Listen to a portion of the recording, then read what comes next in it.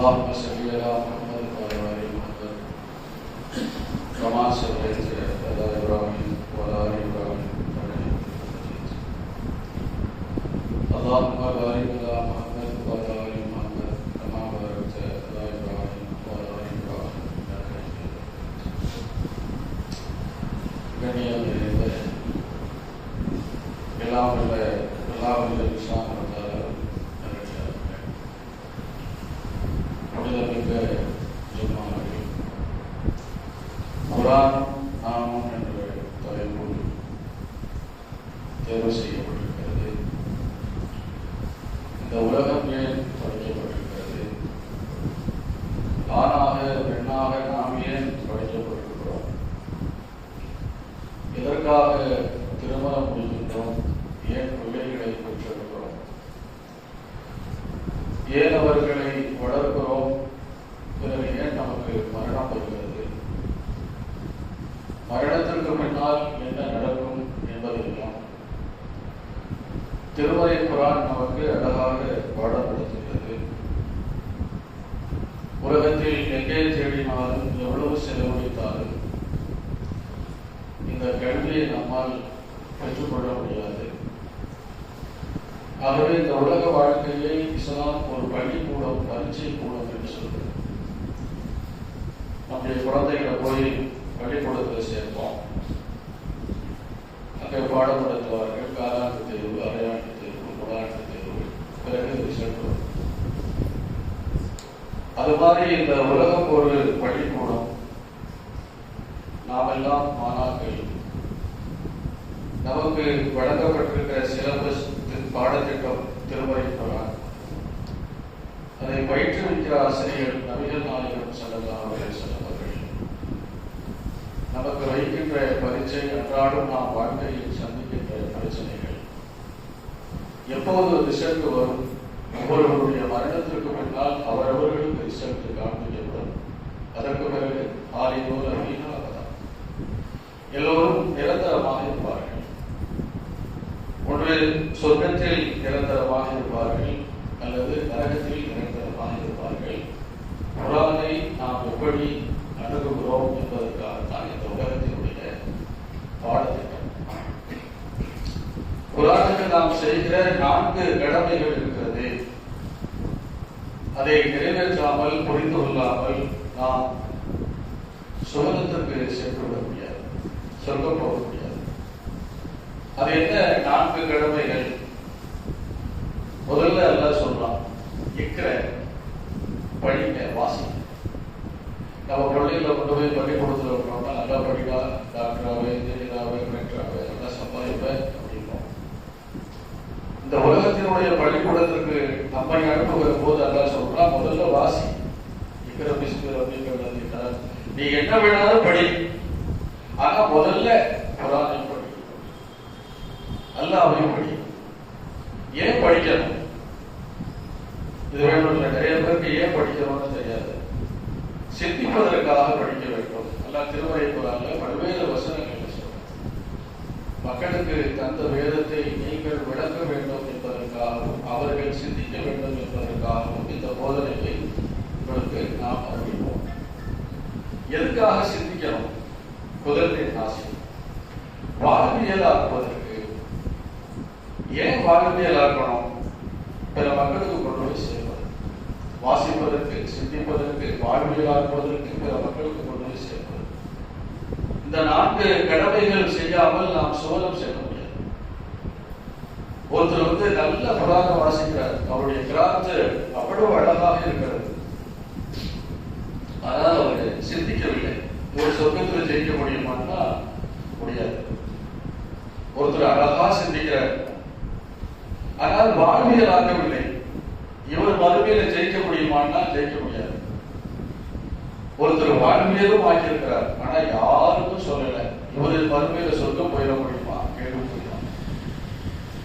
ஒருத்தர் எல்லாருக்கும் சொல்கிறார், ஆனால் தான் சிந்திக்கவில்லை, தான் வாழ்வியல் ஆக்கவில்லை. இவர் ஜெயிக்க முடியுமான்னா ஜெயிக்க முடியாது. 4 கடமைகளையும் சரியாக நாம் நிறைவேற்றுகிறோமா என்பதை நாம் இந்த நேரத்தில் ஒரு சிந்தனையை நான் வைக்கிறேன். முதல்ல இந்த வாசிக்கிறதுல நம்ம எப்படி இருக்கோம்? குரான் படிக்கிறதுல உடைச்சு பேசுவோம். அரபுல வாசிச்சா ஒரு இடத்துக்கு 10 நன்மை இருக்கிறது மறுக்கவில்லை. வாசிக்கிறதே புரிஞ்சுக்கிறது தான். அரபு மக்களுக்கு அரபுல வாசிச்சா அவங்களுக்கு ஈஸியா புரிஞ்சிடும், படிக்கும் போதே புரிஞ்சிடும். நம்ம தமிழை தாய்மொழியாக கொண்டவர்கள் அரபுல படிச்சுட்டு தமிழ்ல படிச்சாதான் நமக்கு புரியும். அப்போ தாய்மொழியில் படிப்பது ரொம்ப அவசியமானது. தினந்தோறும் தாய்மொழியில் எவ்வளவு படிக்கலாம்? கடகடன்னு வாசிச்சா கூட மாசத்துக்கு ஒரு குரான் படிச்சிடலாம், 2 மாசத்துக்கு ஒன்று படிக்கலாம். 1 மணி நேரம் வாசிச்சா 3 மாசத்துக்கு ஒன்று படிக்கலாம். அகலமா விழுவதை விட ஆழமா விழுவணும்னு சொல்லுவாங்கல்ல, திருத்தி நிதானமா தப்சீரோடு ஆய்வோடு படிச்சோம்னா வருஷத்துக்கு 2 முறை படிக்கலாம். ஆய்வோடு ஒவ்வொரு வசனமும் என்ன சொல்கிறது தப்சீரோடு படிச்சோம்னா குறைஞ்சபட்சம் 1 முறையாவது வருஷத்துக்கு படிச்சோம். இப்ப நீங்க 20 வயதில் ஆரம்பித்திருக்கிறீர்கள் தப்சீரோடுனா 25 வயசுல 5 முறை படிச்சிருக்கலாம், 30 வயசுல 10 முறை படிச்சிருக்கலாம், 40 வயசுல 20 முறை படிச்சிருக்கலாம், 60 வயசுல 40 முறை படிச்சிருக்கலாம். எத்தனை முறை நம்ம தப்சீரோட குரான் படிச்சிருக்கோம் அப்படின்னு சிந்திச்சு பாருங்க. குரான் வாசிக்கிறது இருக்குல்ல, இது நம்ம உயிர் வாழ்வதற்கு காற்றும் உணவும் எவ்வளவு முக்கியமோ அவ்வளவு அவசியமானது. ஒரு சமூகத்தினுடைய எழுச்சியும் வீழ்ச்சியும் வாசிப்படுதான். இன்னைக்கு நம்ம எல்லாம் இங்க உட்கார்ந்து இருக்கிறோம், நமக்கு ஒரு பள்ளிவாசல் இருக்கிறது. ஏகத்துவ சமூகத்தை யாரும் இன்னைக்கு புறக்கணித்து விட முடியாது. இவ்வளவு பெரிய சமூகமா எப்படி உருவாச்சு? இதனுடைய பின்னணி என்ன? ஒரு 40 வருஷத்துக்கு முன்னாடி ஷிர்க்குனா என்ன, விதத்துனா என்ன, அல்லாஹ்னா என்ன, ரசூல்னா என்ன, ஹதீஸ்னா என்ன, வஹீனா என்ன, சரியான செய்தினா என்ன, லைஃபான செய்தினா என்ன, கரிபோகை ஹதீஸ்னா என்ன, சாது வகை ஹதீஸ்னா எதுவுமே தெரியாது. ஆலிம்கள் என்ன சொல்லுகிறார்களோ அதான் மாறும். அவங்க என்ன சொல்லி கொடுத்தாங்க? பாத்தியா, ஓடுறது, தங்கு, தாயத்து, தட்டு, கதைகள், கப்சாக்கள் என்ன சொல்லி கொடுத்தாங்க. பள்ளி பாபா அவர்கள் ரொம்ப நகைச்சுவையாக சொல்லுவாங்க. இந்த மக்கள் மார்க்க விஷயத்திலே உலக விஷயத்திலே எவ்வளவு அறியாமல் இருக்கிறார்கள் அப்படின்னு அவர் சொல்லுவாரு. 2 அரபுக்காரங்க அரபு ட்ரெஸ்ஸை போட்டுக்கிட்டு, ஏன்னா அந்த பௌலவியனுடைய ட்ரெஸ்ஸும் அரபு ட்ரெஸ்ஸும் ஒரே பார்த்துருப்போம் மக்கள். கன்ஃபியூஸ் ஆறு நட்சத்திரத்தில் 2 பேரும் அந்த ஆடை அணிந்து கொண்டு கெட்ட கெட்ட வார்த்தை திடீர்னு வைக்கலாம். சண்டை வந்தா நிறைய பேர் பேசிக்குவாங்கல்ல. இவன் அப்பான்னு என்ன பண்ணுவான்னு அவர் சொல்லுவார், ஆமீன் ஆமீன்மா. 2 பௌலவிகள் ஆக்ரோஷமாக வாசித்து கொடுக்கிறார்கள் அப்படின்னு நகைச்சுவையாக இருந்தாலும் இதுதான். 1000 ஆண்டுகள் இந்த மண்ணுக்கு குரான் மார்க்கம் ஆனால் நம்முடைய தாய்மொழியில் குரான் இல்லை. அதான் காரணம். இன்னைக்கு நம்ம அரபு குரான் வாசிக்கிறது வரலாற்றை நாம் கொஞ்சம் தெரிந்து கொள்ள வேண்டும். ஏன்னா நம்மளுக்கு அடிக்கடி கிடைக்கிறது பக்கத்திலே கிடைக்குதுன்னா அதனுடைய வேல்யூஸ் நமக்கு தெரிகிறது. இன்னைக்கு அரபு குரான் வச்சிருக்கிறாங்க, இது எப்படி நம்மள்ட்ட வந்துச்சு? ஒரு 200 வருஷத்துக்கு முன்னாடி அரபு அச்சிக்கப்பட்ட குரான் கையெழுத்து பதிந்தால் ரொம்ப காசு, மதரசாவில் மட்டும்தான் இருக்கும், வீட்டிலேயோ பள்ளிவாசலையோ இருக்காது. 200 வருஷத்துக்கு முன்னாடி தான் வந்துச்சு. 1440 அச்சு யந்திரம் கண்டுபிடிக்கப்பட்டுச்சு. அப்ப முதல்ல பைபிள் தான் அச்சிட்டாரு. அப்போ ஒட்டமான் பேரரசு உஸ்மானியர்களால் அவங்க என்ன செஞ்சுட்டாங்கன்னா, குரான் புனிதமானது, அச்சு இயந்திரத்தில் அச்சடிக்கக்கூடாது, கையில்தான் எழுதணும், யாராவது மீறி அச்சிட்டால் அவங்களுக்கு மரண தண்டனை ஆரம்பிச்சு. 300 வருஷம் பைபிள் அச்சிட்டு உலகமெல்லாம் கொடுத்துட்டாங்க. அந்த நேரத்தில் அச்சிட்டு உலகமெல்லாம் போயிருந்தா பெரிய இஸ்லாமிய புரட்சி ஏற்பட்டிருக்கும். 300 வருஷம் அச்சிடப்படவில்லை. அரபு உலகமே அவர்களே இவ்வளவு அறியாமையாக தான் இருந்தாங்க. 300 வருஷத்துக்கு பிறகுதான் நம்ம பாருங்க அரபு குரான் நமக்கு சேர்ந்துச்சு, அச்சிடப்பட்ட குரான். இது அரபு. தமிழ் குரான் முதல்ல நமக்கு எப்ப வந்துச்சு? இங்க அச்சு ஏற்ற 1578 தூத்துக்குடி மாவட்டம் பழங்கிளைங்கிற ஒரு ஊர்ல வந்துச்சு. முதல்ல பைபிள் தான் அச்சிட்டாங்க. அப்பயும் பைபிள் தான். 371 வருஷம் கழிச்சு, நல்ல நாமம் சொன்னேன், 371 வருஷம் கழிச்சுதான் தமிழ் குரான் முதலாக மொழிபெயர்ப்பதற்கு அப்துல் ஹமீத் பார்க்கவி என்ற ஒரு மௌலவி முயற்சி செய்கிறார். உங்கள் துப்பாக்கியில் இருக்கக்கூடிய தோட்டாக்கள் ஈரமாக இருப்பதற்கு நான் சொல்கிறேன். கடுமையான எதிர்ப்பு. எப்பவும் போல இருக்கும். இவர் ஒரு வகாபி காஃபீர் பாஷையில் மொழிபெயர்க்க பார்க்கிறார். தமிழ் காஃபீர் பாஷை எப்படி இந்த RSS பார்ப்பவர்கள் சமஸ்கிருதத்து தேவ பாஷை இதெல்லாம் வீச பாஷைன்னு சொல்லுவோம். அதே மாதிரியான ஒரு குரல் ஒரு வகாபி காஃபீர் பாஷையில் மொழிபெயர்ப்பார். யாரும் ஒத்துழைப்பு செய்யல. அப்துல் ஹமீது பாக்கரி 1929 ஏறத்தாழ ஆரம்பிச்சு 49 20 ஆண்டு கால போராட்டத்திற்கு பிறகு குரான் வெளியே வந்துச்சு. தமிழ் குரான் பிஸ்மில்லாஹிர் ரஹ்மானிர் ரஹீம் அளவற்ற அருளாளர் நிகரில்லாத பேரொருடையதுமாகிய அந்த அழகான சொல்லுக்கு இன்னைக்கு எல்லா குரானையும் அதை புரிந்திருக்கிறார். சரி, குரான் வெளியே வந்துருச்சு. புரட்சி வெடித்ததா? வெடிக்கல. புரட்சி வெடிக்கணும்னா அறிஞர்கள் தூண்டல். அறிஞர்களே புரட்சி பண்ண முடியாது சமூகத்தில். அறிஞர்கள் 1000 பேர் 2000 பேர் தான் இருப்பாங்க. ஒருத்தர் 2 பேர் தான் இருப்பாங்க. கார்ல் மார்க்ஸ் கம்யூனிசத்தினுடைய தந்தை. அவர் இருக்கும்போது கம்யூனிச புரட்சி வெடிக்கவில்லை. ஏங்கல்ஸ் இருக்கும்போது வெடிக்கல. 2 பேரும் மௌத்தானதுக்கு பிறகு கார்ல் மார்க்ஸ் எழுதிய ஊடகம் என்ற நூலை மக்கள் வாசித்தார்கள். அதை புரிந்து கொண்டார்கள். அப்பதான் புரட்சி வெடிச்சு. அது சரியா தவறாங்கிறது இல்லை. அறிஞர்கள் தூண்டல். குரான் தமிழ் குரான் வந்து விட்டது. மொழிபெயர்ப்பு பழைய ஆட்களை நான் கேட்கிறேன், எந்த ஜும்மாவிலாவது குரான் இந்த மாதிரி மொழிபெயர்க்கப்பட்டிருக்கிறது, மாற்று மத சகோதரர் கொண்டே கொடுங்க, நீங்க வாசுங்க சொல்லியிருக்கிறார்களா? ஞாபகம் சொல்ல இன்னைக்கு வரைக்கும் தௌஹீத் இந்த அளவுக்கு வளர்ந்ததற்கு பிறகு கூட இந்த வார்த்தை அவர்கள் பயன்படுத்தவே மாட்டார்கள். அன்றைக்கே இந்த மக்கள்கிட்ட கொண்டே கொடுத்ததுதான் பெரிய எழுச்சி வந்தது. மாறாக மறைத்தார்கள்.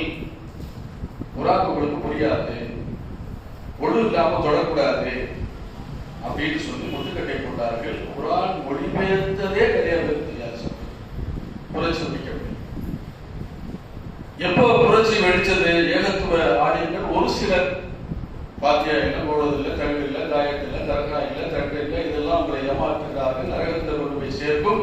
குரானை படியுங்கள், குரான் எளிமையாக புரியும் என்று அல்லாஹ் சொல்லுகிறார். நீங்கள் தமிழ் மொழிபெயர்ப்பு படிங்கன்னு சொன்னார்.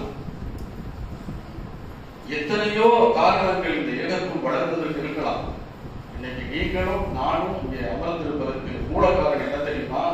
தமிழ்ல வாசிச்சதுதான். மறந்துவிடாது. ஆப்பிள்கள் இருந்தார்கள், பெரிய பெரிய அப்துல் உலமாக்கள் இருந்தார்கள், அரபை தலைகீழாக வாசிக்க முடிந்தார்கள். புரட்சி வெடிக்கவில்லை. தாய்மொழியில் படித்தார்கள், புரட்சி வெடித்தது. ஆரம்ப கால ஏகத்துவவாதிகள்லாம் குரானும் கையமா தான் இருப்பாங்க. எப்போதுமே இன்னைக்கு மாதிரி செல்போன்லாம் கிடையாது. இப்போ ஒரு தலைப்புல பேசணும்னா செல்போன்ல எடுத்து இந்த ஹதீஸ் சரியான ஹதீஸா யாரையும் கேட்க வேண்டாம், செல்போன்ல பார்த்துக்கோ இது சரியான ஹதீஸா இல்லைங்களா அப்படின்னா எல்லா குறிப்பையும் செல்போன்ல எடுக்க முடியும். அன்னைக்கு புஸ்தகத்தை தான் படிக்கணும். அன்னைக்கு ஹதீஸ்கள் மொழிபெயர்க்கப்படவில்லை. அன்னைக்கு இருந்த மூலையில் ஃபோன் பண்ணி இந்த ஹதீஸ் தரமான ஹதீஸ் தானு கேட்கணும். அப்படி இருந்த காலத்தில் விழிப்புணர்வு பள்ளிவாசல் கிடையாது, கூட்டமைப்பு கிடையாது. இந்த பள்ளியில போய் தொடரும்போது அடிப்பார்கள், திட்டுவார்கள். ஏன் வரலாறுகிறாய்? வாயில் ஹுஜூர் என்கிற நபித்தோடர் அறிவிக்கிறார். நசையில் 879வது செய்தி டக்குன்னு அடிப்பாங்க. தமிழ்வாதி அப்படியே விரட்டு போயிருப்பாங்க. ஹஜ்ரத் மார்களே தெரியாது ஹதீஸ் எல்லாம். ஏன் நெஞ்சில கைகள் ஹதீஸ் கொண்டு சொல்லுவோம். ஏன் தொப்பி இல்லாம தொழுகிறீங்க? ஏன் கூட்டு பிரார்த்தனை இல்லை? ஏன் கைகளை உயர்த்துகிறீர்கள்? ஏன் தர்கா இல்லை? ஏன் தாயத்து இல்லை? ஏன் தட்டு இல்லை? ஏன் பாத்தியா இல்லை? ஏன் சஹாபாக்களை பின்பற்றக்கூடாது? டக்கு டக்கு டக்கு அதற்கு ஆக்ஷன் பண்ணுவாங்க. அதனாலதான் தௌஹீத்வாதிகள் பேச முடியாதுன்னு சொல்றதுக்கு காரணம் அவங்க பேசுவதற்கு பதில் கேட்கலாம். இன்னைக்கு உங்களுக்கு யார்த்தையாவது ஏங்க விரலாடுறீங்கன்னு கேட்டா எத்தனை பேர் கரெக்டா ஹதீஸ் சொல்றாங்க? அந்த ஹதீஸ்ல கூட ஏதோ ஹதீஸ் அறிவிப்பாளர் தொடர்ல ஏதோ மிஸ்டேக் இருக்குன்னு சொல்றாங்க. எத்தனை பேருக்கு தெரியும்? நெஞ்சில ஏங்க கை கட்டுறீங்க? ஏன் தொப்பி இல்லாம தொழுவீங்க? ஏன் கையை உயர்த்துகிறீர்கள்?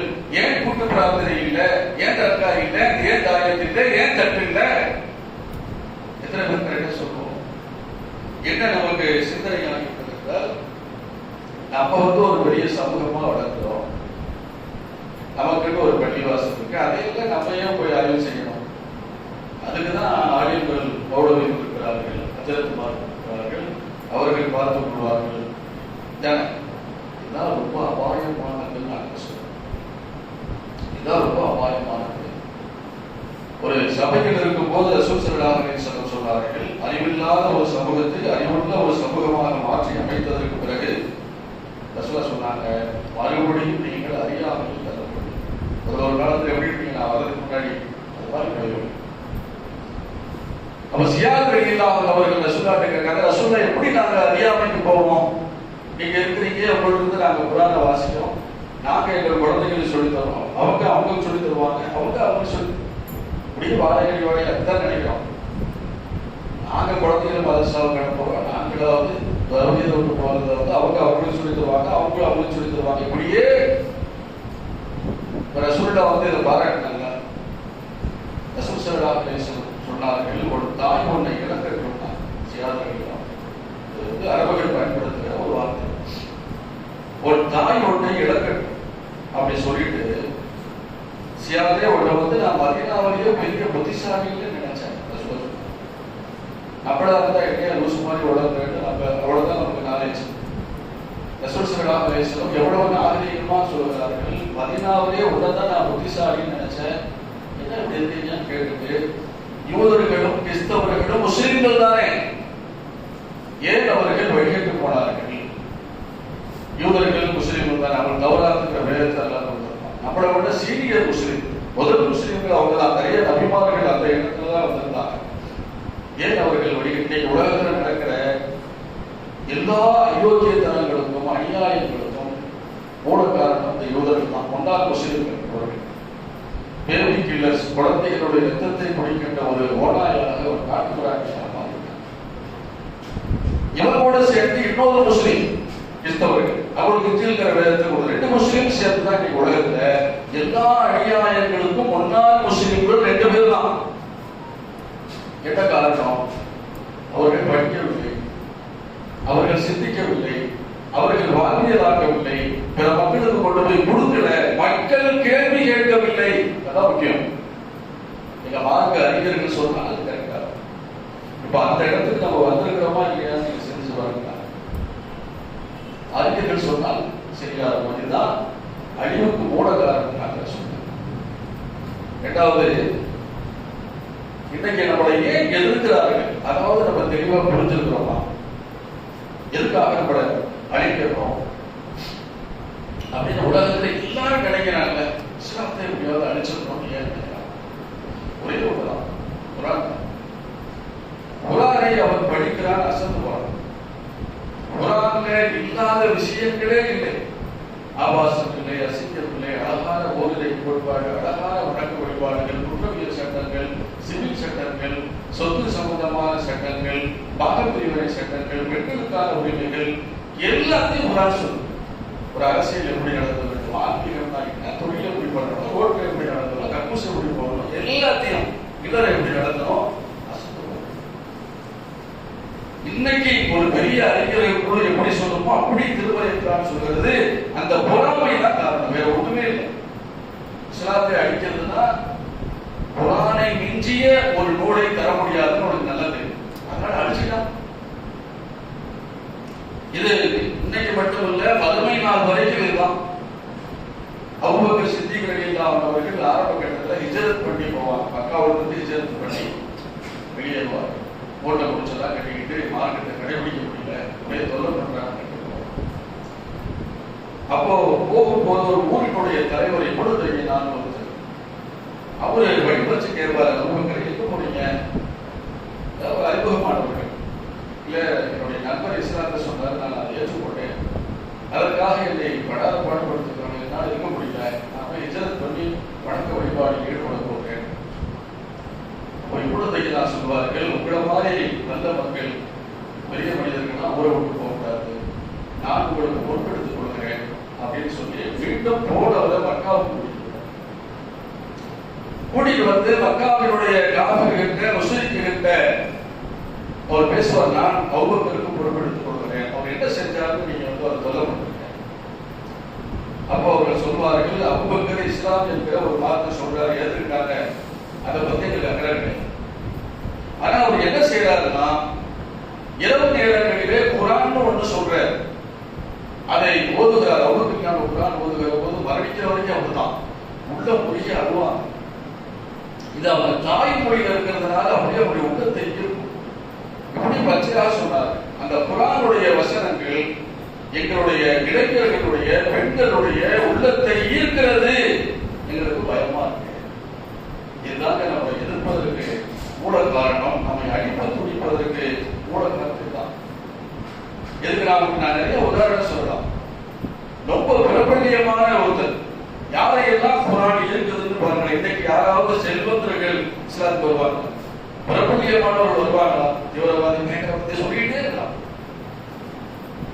ஆனால் எப்போது கூட நீங்க ஆச்சரியப்படுவீங்க. நீங்க புள்ளி விவரத்தை எடுத்து பார்த்தால் இதுக்கு முன்னாடி இருந்த இஸ்லாத்தினுடைய வளர்ச்சியோட ஒரு கூடுதலான வளர்ச்சி. அதுல யுவன் சங்கர் ராஜா, இளையராஜாவுடைய மகன் சமயத்தில் ஒரு இஸ்லாத்து கண்டார். உங்களுக்கு தெரியும், அவர் ஒரு நேர்காணல் கொடுத்திருந்தாரு. அதை போய் பாருங்க யூடியூப். அவர்கிட்ட கேட்கிறாங்க, நீங்க இளைய இஸ்லாத்திற்கு வந்தீர்கள், எது உங்களை ஈர்த்தது அப்படின்னு சொல்லும் போது ஒரு பல்வேறுபட்ட விஷயங்களை சொல்றாரு. என்னுடைய தாயார் மரணித்து விட்டார்கள், எனக்கு நிம்மதி இல்லை, ரொம்ப மன அழுத்தமா இருந்துச்சு, அதுல இருந்து என்னால வெளியே வர முடியும். அப்போ என்னுடைய நண்பர் ஒருத்தர் மக்காவுக்கு போயிருந்தார், இஸ்லாமிய நண்பர் ஒருத்தர் போயிருந்தார். அவர் சொல்றதை நான் அப்படி சொல்றேன். போயிட்டு வரும்போது சில பெயர் சொல்ற கணிகள், ஒரு தொழுகை விரிமை, ஒரு தமிழ் மொழிபெயர்ப்பு குர்ஆனை கொண்டு வந்து எனக்கு கொடுத்தார். இதை படிக்க ஒரு மனசு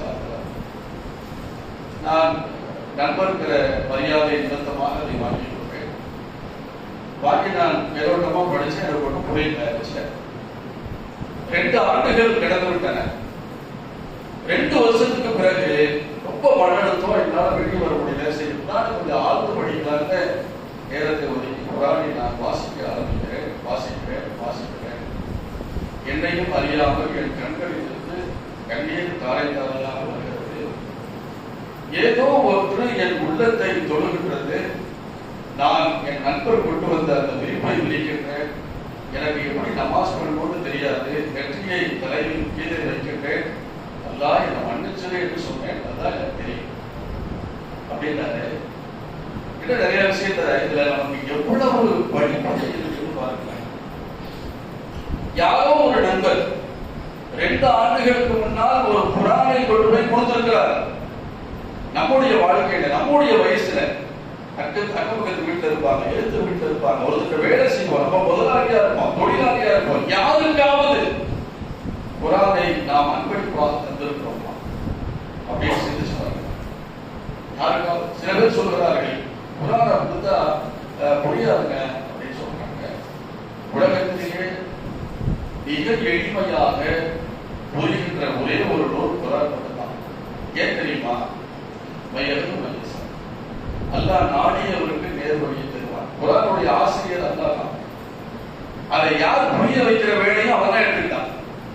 நீங்க எவ்வளவு பெரிய அறிஞரை அமர வைத்து குர்ஆனை புரிய வைப்பதற்கு முயற்சிச்சாலும் சரி, அல்லாஹ் நாடுனால்தான் புரியும். பெரிய ஆளுக்கு புரியாது, கைநாட்டு புரியும். ஏன்னா புரிய வைக்கிறவன் அல்லாஹ் புரிய வைப்பான். யார் தேவையோ அவரை எடுப்பான். குர்ஆன் விலை எவ்வளவு? 450 ரூபாய். இன்னைக்கு நம்ம ஜமாத்துல கூட மாற்று மதத்துக்கு தருவதாக இருந்தால் 100 ரூபாய்க்கு தரலாம். 2 பெருநாள் வருகிறது. ஏதாவது ஒரு காரணம், அன்பளிப்பு குர்ஆன் கொடுக்கலாங்க. இன்னைக்கு செல்ஃபி எடுக்காதவர்கள் யார் இருக்கிறாங்க? அது ஒரு நோயா மாறிடுச்சு. செல்போன் பார்க்கறதுக்கா பேசுறதுக்கா? பார்க்கறது பயிற்சி. தூங்கும் போது செல்ஃபி, சாப்பிடும் போது செல்ஃபி. நானும் என் நண்பன் புரோட்டா கடை சிக்கன் கிடைக்கும் போது ஒரு செல்ஃபி. அவரை போய் குளிக்கும் போது நானும் ஜமாத்தோடு அரை நிர்வாகமாக அப்படி இல்லை, டவுசர் போட்டு போறது, பேஸ்புக் செல்ஃபி. சரி, ஒருத்தர் என்ன பண்றாரு, காபாவுக்கு போய் உபதா பண்ண போயிருக்க வணக்க வழிபாடு, அவரு செல்ஃபி போடுறாரு. எக்கரா படிச்சிருக்கிறார். நானும் காபாவும் வணக்க வழிபாடு செல்ஃபி எடுக்கலாமா? அப்படி எல்லாம் எடுக்கிறாரு. நான் கேட்கிறேன், அவருடைய செல்போன் இருக்கு, விலை இல்லாத குர்ஆன் மாற்று மத சகோதரர்கள் மதத்தை பரப்புவதற்கு அல்ல, நல்லிணக்கம் ஏற்படுவதற்கு நான் இலவசமாக தமிழ் குர்ஆனை தருகிறேன். என்னை அணுகவும் எத்தனை பேர் நம்ம போட்டுருக்கோம் நம்முடைய வாழ்க்கை செஞ்சிருக்கிறோமா? ஆனா இதுக்கெல்லாம் நல்லா கேள்வி கேட்க மாட்டேன்னு நினைக்கிறீங்களா? கண்டிப்பா குர்ஆன் என்பது உங்கள் மடியில் வைத்துக் கொள்கிற உங்கள் உடமை அல்ல. அல்லாஹ் நமக்கு மட்டும் சொந்தம் கிடையாது. இவ்வளவு பெரிய படிப்படை சாதாரணமா சொல்லிட்டு போயிட்டார் ஒரு பேட்டியில. யாரை கேட்டாலும் மன நிம்மதி இல்லைங்கிறாங்க. படிச்சவங்களை கேட்டா, இல்ல படிக்காதவங்களை கேட்டா, இல்ல வயசானவங்களை கேட்டா, இல்ல இளைஞர்களை கேட்டா, இல்ல நடுத்தரமானவர்களை கேட்டா, இல்ல வாத்தியாரை கேட்டா, இல்ல மாணவனை கேட்டா, இல்ல தொழிலாளியை கேட்டா, இல்ல யாருக்கும் நிம்மதி இல்லை. யாரோட பேசி பாருங்க, ஒரு சலிப்பும் ஒரு சங்கடமும் இருக்கிறது. நிம்மதியே இல்ல. நிம்மதி எங்க போய் வாங்க முடியும்? கால் உடைஞ்சு போச்சு, கை உடைஞ்சு போச்சு, ஹார்ட் ரிப்பேர் ஆயிடுச்சு, கண்ணு பழுதாயிடுச்சுன்னா வேற வச்சுக்கலாம், ரெடி பண்ணிக்கலாம். நிம்மதியை தருவதற்கு ஒரு டாக்டர் உலகத்தில் எங்கேயாவது இருக்கிறானா? நான் நிம்மதியை தருகிறேன். கவுன்சிலிங் பண்ணலாம். கணவன் மனைவிக்கு கவுன்சிலிங் பண்ணலாம், மனைவி கணவனுக்கு பண்ணலாம், ஜமாத்து பண்ணலாம், நாங்க இருக்கிறோம் பார்த்துக்கலாம்னு சொல்லலாம். பிரச்சனைகளை தீர்க்க முடியுமா? அல்லாஹ் தான் தீர்க்க முடியும். அல்லாஹ் திருமறை குர்ஆன்ல சொல்றான், குர்ஆன் ஓதப்பட்டால் வாய் கொடுங்கள், செவிதாழ்த்தி கேளுங்கள், நீங்கள் அந்த நேரத்தில் அருள் செய்யப்படலாம். நிம்மதி வந்துடும். அல்லாஹ்வுடைய அருள் தான் நமக்கு வேணும். எது நிம்மதி தரும்?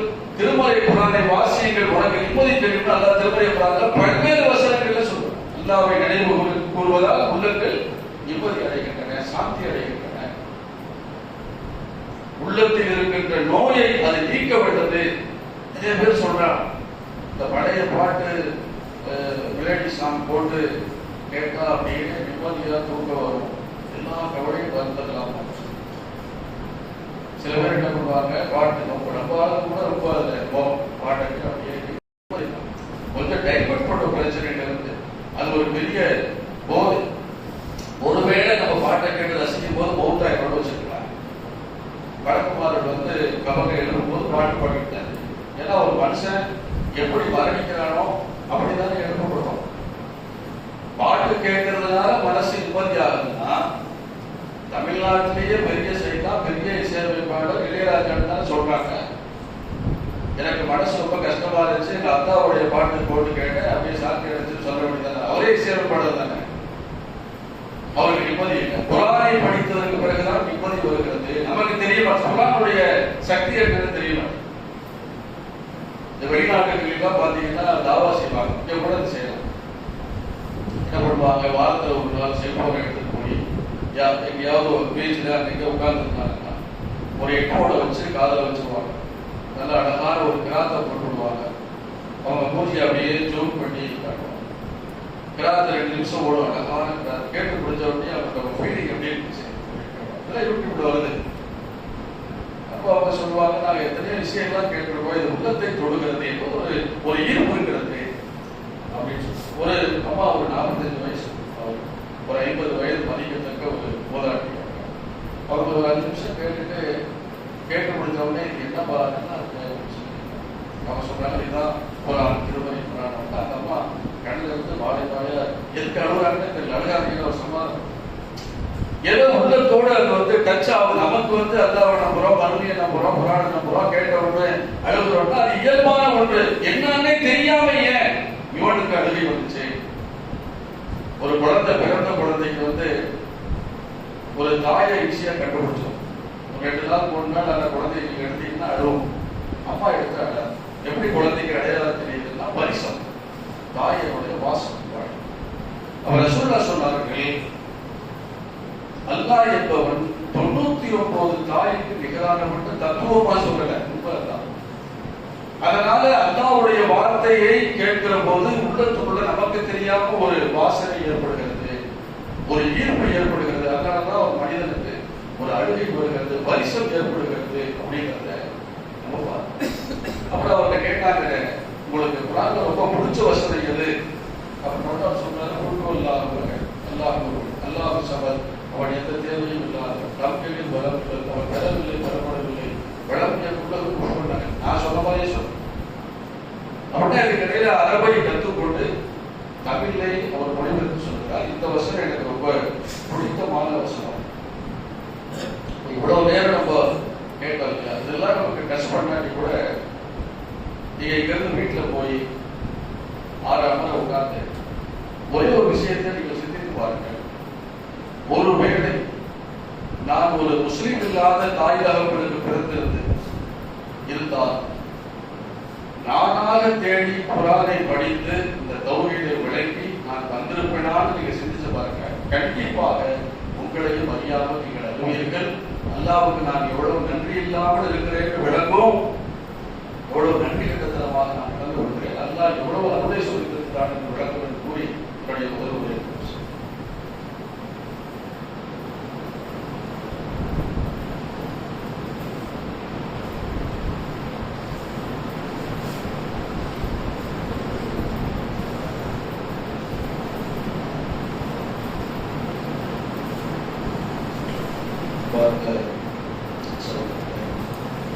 குரானை வாசிப்பதிலும் சிந்திக்கிறதிலும் பிற மக்களை கொண்டு போய் சேர்ப்பதிலும் அவ்வளவா நம்ம குரானை வாழ்வியல் ஆக்குவதில் எப்படி இருக்கும்? நம்முடைய வாழ்க்கையில் குரான் இருக்கா? நம்ம தௌஹீத்வாதிகள் சொல்லிட்டு தான் விரும்புறோம், அப்படிதான் சொல்றோம். தௌஹீத்வாதி என்று சொன்னால் அதற்கு வரைவிலக்கணம் என்ன? இதுதான் வரைவிலக்கணம் சொல்ல முடியுமா? கேட்டா என்ன சொல்லுவாங்க? வாத்தியா வர மாட்டாங்க, தகவலில் காயத்தில் தகவலில் கையை உயர்த்துவார்கள், நெஞ்சலை கட்டுவாங்க அப்படின்னு சொல்லுவாங்க. இதான் வரைவிலக்கணம். இது தௌஹீத், இது மட்டும்தான் தௌஹீத். இந்த கேள்வியை ஆயிஷா அன்னியார்ட்ட கேட்டாங்க தௌஹீத்வாதியா. ரசூல் ஸல்லல்லாஹு அலைஹி வஸல்லத்தினுடைய குணம் எப்படி இருந்துச்சு? அந்த கேள்வியில இருந்து அவங்க ரசூலுல்லாஹ்வோட படகடையில் விளங்கு, ரசூலுல்லாஹ்வோட வாக்கிடையில் விளங்கு. அதனாலதான் கேட்கிறாங்க. குணம் ஏன் கேட்கிறாங்க? தொழுகை குரான் படி இருந்துச்சு, நோன்பு குரான் படி இருந்துச்சு, ஜகாத்து குரான் படி இருந்துச்சு, ஹஜ் குரான் படி இருந்துச்சு. குணம் வேறையா இருக்குமோ அப்படின்னு நினைச்சாங்க. நீங்க அப்படிதான் அவர் நெஞ்சில கை கட்டுவாரு, வியாபாரம் குரான் படி இருக்காரு. அவர் நெஞ்சில கை கட்டி தொழுவாரு, திருமணம் குரான் படி இருக்காரு, கொடுக்கல் வாங்கல் குரான் படி இருக்காரு, நட்பியல் குரான் படி இருக்காரு, சகோதரத்துவம் குரான் படி இருக்காரு, மனைவியோடு நடந்து கொள்வது குரான் படி இருக்காரு, கணவனோடு நடந்து கொள்வது குரான் படி இருக்காரு, குழந்தை வளர்ப்பு குரான் படி இருக்காரு, பக்கத்து வீட்டுல குரான் படி இருக்காரு. எல்லாம் வேற சொந்த குணம். இதுக்கு பேர் தௌஹீத். நல்ல திருமறை குரான்ல வேதத்தில் சிலவற்றை ஏற்று யார் சிலவற்றை நிராகரிக்கிறார்களோ, வணக்க வழிபாட்டை மட்டும் ஏற்றுக்கொண்டு யார் சிலவற்றை நிராகரிக்கிறார்களோ அல்லாஹ் சொல்றான், இந்த உலகத்தில் இழிவு. வேற எந்த தண்டனைக்கு இப்படி சொல்ல, அருமைக்குவா பேசுகிறேன்னு சொல்றாங்க. இந்த மாதிரி இரட்டை வேடம் போட்டா இந்த உலகத்திலும் இழிவு இருக்கிறது, மறுமையில் இதை விட கடுமையான தண்டனை இருக்கிறது என்று அல்லாஹ் திருமறை குரான்ல சொல்றான். ஒரே ஒரு சம்பவத்தை சொல்லி நான் முடித்துக் கொள்கிறேன். குரானுடைய வாழ்வியல் நம்மளை அழிக்கணும்னு நினைக்கிறவன கூட 2001ஆம் ஆண்டு அமெரிக்காவில் நியூயார்க் நகரத்துல வர்த்தக கட்டடத்து மேல 2 விமானம் 4 விமானத்தை வச்சு அடிச்சா நமக்கு ஞாபகம் 2001 செப்டம்பர் 11ஆம் தேதி. அதுல 3000 பேர் இறந்து போனார்கள், 26,000 பேர் காயமடைந்தார்கள். அந்த பணி மீது முஸ்லிம்கள் மேல போட்டா அது கிடையாது, அதுக்குள்ள நம்ம போகிறோம். அந்த எம்பியினுடைய தலைவர், உளவுத்துறை இருக்கிற ஐபி இருக்கு இல்லையா, சிபிஐ ஐபி எல்லாம் இல்லை, அவ்வாறு எம்பிங்கிறது பெரிய சக்தி வாய்ந்த ஒரு உளவுத்துறை. உலகத்தில் 60 நாடுகளுடைய அலுவலகத்தை வைத்திருக்கிறார், பிற நாடுகள் கண்காணிக்கிறது. அந்த எம்பியினுடைய தலைவர் ஜேம்ஸ் கேர்பின் ஒருத்தர். அவர் என்ன பண்றாரு, அந்த நிகழ்ச்சிக்கு பிறகு இஸ்லாமியர்களை 33 லட்சம் பேர் முஸ்லிம்கள், அமெரிக்கர்கள் முஸ்லிம், இவர்களை வேவு பார்க்கிறதுக்கு 15,000 பேர் நியமிக்கிறார் எம்பியினுடைய தலைவர். எதுக்காக வேவு பார்க்கிறாங்க? இந்த 33 லட்சம் பேரை வழிகிறது, இவ்வளவு பெரிய தீவிரவாதியாகிறதுக்கு, கொஞ்சம் பேரை மேல இருப்பதுக்கு, கொஞ்சம் பேர் நாட்டை விட்டு அனுப்புறதுக்கு திட்டம் போட்டு ஒரு 15,000 பேர் இஸ்லாமிய சமூகத்துக்குள்ள அனுப்புகிறார் 2001. இந்த அறிக்கை 2016 அரசாங்கத்துக்கு சமர்ப்பிக்கப்படுகிறது. இன்னைக்கு இணையதளங்கள் படிக்க முதல்ல அவர் சொல்கிறார், நாம் அனுப்பிய 15,000 அதிகாரிகள் நிறைய பேர் இஸ்லாத்தை தெரிவித்தார்கள். இதுதான் ஃபர்ஸ்ட் எடுத்தோம். நம்மளை அடிக்கணும்னு துடிக்கிறவன் சாதாரண மக்கள் இல்ல நினைச்சுக்கிறேன். அந்த அறிக்கை மேலும் சொல்கிறது, நாங்கள் அவர்களுடைய வியாபாரத்தை முதல்ல பார்த்தோம். அதாவது படுக்கை வரைக்கும் போயாச்சு. எல்லாம் ஒட்டு கேட்கிற கருவி, எம்பிஏக்கு உட்பட்ட கருவி எல்லாம் அவருடைய வியாபாரத்தை பார்த்தோம். 2 தான் பேசிக் கொள்கிறார். ஒன்று ஹராம், ஒன்று ஹராம், ஒன்று ஹராம், இன்னொன்று ஹராம். வட்டி வியாபாரம் கிடையாது. அந்த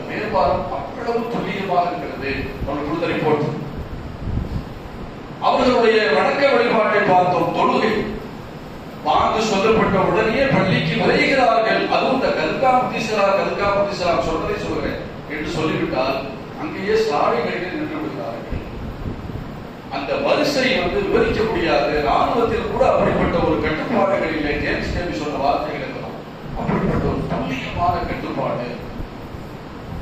அவர்களுடைய குர்ஆன் வகுப்பில் யாராவது கடந்து கொண்டால் உள்ளத்தை பறிகொடுத்தே தீர்வார்கள், இஸ்லாத்தை தழுவிவிடுவார்கள். காரணம், இஸ்லாம் மிக எளிமையான யதார்த்தத்தை போதிக்கிறது, உண்மையை சொல்லுகிறது, இறையச்சத்தை சொல்லுகிறது, நேர்மையாக நியாயமாக நடந்து கொள்ள வேண்டும் என்று சொல்கிறது. இறுதியாக சொல்றாரு, 7000 குறும் தகவல் மெசேஜ் வாங்குறப்ப அமெரிக்காவோட கொண்டு வைக்கலாம், உங்களுக்கு காசு தரணும், பதவி தரணும், பட்டம் தரணும், அதை தரணும், ஆசீர்வாதத்தை காமிச்சு எம்பிஏ தயார் பண்ணி அனுப்புறது. ஒரு குறும் தகவல் கூட 15 ஆண்டு காலமாக எந்த ஒரு முஸ்லீமும் பதில் சொல்லவில்லை. ஆகவே இஸ்லாமியர்கள், அமெரிக்காவில் இருக்கிற முஸ்லீம்கள், வேற முஸ்லீம்கள் பற்றி எனக்கு தெரியாது, யாரும் தீவிரவாதிகள் அல்ல. அவர் கடைசியில் முடிக்கிறது தான் ரொம்ப ஹைலைட். அவர் சொல்றாரு, வருங்காலத்தில் பெரும்பான்மையாக இஸ்லாமியர்கள் வாழுகிற நாடாக அமெரிக்கா மாறினாலும் ஆச்சரியப்படுவதற்கில்லை, அல்லது இஸ்லாமிய நாடாக மாறினாலும் மாறிவிட்டு போகட்டும். அந்த அறிக்கையை குறித்து க்ளோஸ் பண்ணிட்டாரு ஜேம்ஸ். இன்னைக்கு 45 லட்சம் முஸ்லிம்கள் இருக்கிறார்கள். வருடத்திற்கு 1 லட்சம் கிறிஸ்தவர்கள் இஸ்லாத்தை தழுவுகிறார்கள். அந்த அரசாங்கம் சொல்லுகிற புள்ளி விவரம். காரணம் என்ன தெரியுமா? அவர்களுடைய வாழ்க்கை அழிக்கணும்னு நினைக்கிறவங்க கூட இஸ்லாத்தை தழுவுகிறாங்கன்னா குர்ஆன் போன்ற அவருடைய வாழ்க்கை இருந்துச்சு. அல்லாஹ் குர்ஆன்ல சொல்றான், குர்ஆனை வைத்து நீங்கள் போராடுங்கள். இவ்வளவு பிரச்சனைகள் பத்தியாக குர்ஆன் வச்சு போராடுங்க. குர்ஆன் வச்சு எப்படி போராடுறது? குர்ஆன் மாதிரி பிசினஸ் பண்ணிப்பார், குர்ஆன் மாதிரி திருமணம் பண்ணிப்பார், குர்ஆன் மாதிரி வாழ்ந்துப்பார், குர்ஆன் மாதிரி பேசிப்பார், குர்ஆன் மாதிரி கேட்டுப்பார், குர்ஆன் போல சிந்தித்துப்பார். உன்னை அக்கப்பட்டது அப்படியே ஈர்க்கும் என்று நம்ம மார்க்கம் சொல்லுகிறது. அல்லாஹ்வுடைய ரசூல் அவர்கள் நமக்கு சொல்றாங்க, இந்த உலகத்துல எல்லாமே நம்மளை விட்டு போயிடும். 70 வருஷம் வாழ்ந்தா கூட வெறும் 25,550 நாள் தான் என் காலத்தில் கிடைச்சு பார்த்தீங்கன்னா சொச்சம் 25,550 நாள். அதுல பொங்கலுக்கு ஒரு 12,000 நாள் போயிடும். இப்போ சம்பாதிக்கிறதுக்கு, பழத்துல கிடைக்கிறதுக்கு, போறதுக்கு, வர்றதுலாம் பார்த்தீங்கன்னா ஒன்றுமே கிடையாது. ரொம்ப அற்பமான ஒரு பாடம். கபர்ல இருக்கிறது தான் நீண்ட நெடியலாம். ரொம்ப கொடூரமான ஒரு தனி மனிதன் ஒரு சமூக பிராணின்னு சொல்லுவாங்க. அவனால தனியா இருக்க முடியாது. பெரிய வீரமா பேசுவான். தனியா எங்கேயாவது விட்டு பாருங்க, இருக்க மாட்டான். 4 பேருக்கு கூட இருக்கணும், குடும்பம் கூட இருக்கணும், சமூகம் கூட இருக்கணும். அப்பதான் அவனால வாழ முடியும். கபர்ல போய் யாருமே இருக்க மாட்டாங்க. 5000 வருஷமோ 10,000 வருஷமோ லட்சம் வருஷமோ அல்லாதான். அப்ப அதில் உங்களுக்கு துணையாக இருக்க வேண்டுமானால் ரசூலுல்லாஹ் சொன்னார்கள், இன்றைக்கு நீங்கள் தலை குனிந்து குர்ஆனை வாசித்தால் குர்ஆன் மௌனமாக உங்களை பார்க்கும். குர்ஆனுக்கு பார்வை இருக்கிறது. குர்ஆன் மறுமையில பேசுகிறாங்க ரசூலுல்லாஹ். இன்னும் இன்னைக்கு பேசாது, அது மௌனமாக இருக்கும். நீங்கள் அதோடு பேசினால் நாளை நீங்கள் மௌனமாகி விடுவீர்கள். குர்ஆன் உங்களுக்காக அல்லாஹ்விடத்திலே பரிந்துரை செய்து சொன்னார்கள். இப்படிப்பட்ட சிறந்த மக்களாக குர்ஆனை வாசிக்கக்கூடியவர்களாக, சிந்திக்கக்கூடியவர்களாக, பிற மக்களுக்கு கொண்டு போய் சேர்க்கக்கூடியவர்களாக, வாழ்வியலாக்கக்கூடியவர்களாக ஆக்கியவர்களாக வாகத்தாவாக